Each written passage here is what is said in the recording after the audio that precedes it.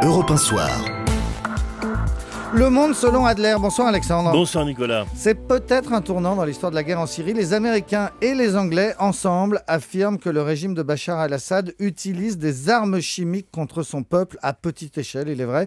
Alors, première question Alexandre, comment le savent-ils? Est-ce qu'on est sûr de ce qu'ils disent? Non, on n'est jamais tout à fait sûr, puisqu'on est obligé de croire sur parole des rapports de services de renseignement. Mais compte tenu du passé et de la méfiance qui s'est aujourd'hui installée, on peut dire que si les Anglais et semble-t-il aussi les services secrets français certifient que des armes chimiques ont été utilisées, il y a une petite chance. Alors les Français, parfois, certains, essaient de dire que c'est probablement un accident. C'est-à-dire qu'en manipulant ces armes, peut-être certaines sont parties, mais qu'il n'y a pas eu de volonté délibérée.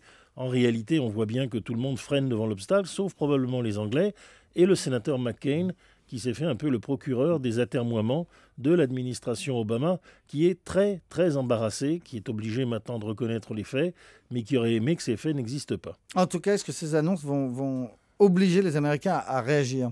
Oui et non.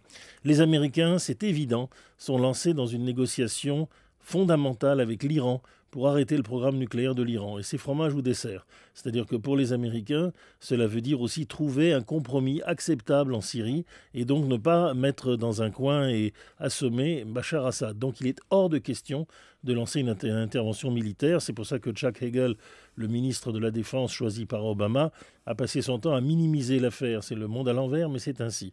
Et bien entendu aussi, les Américains espèrent que tout ça va se perdre dans un brouhaha.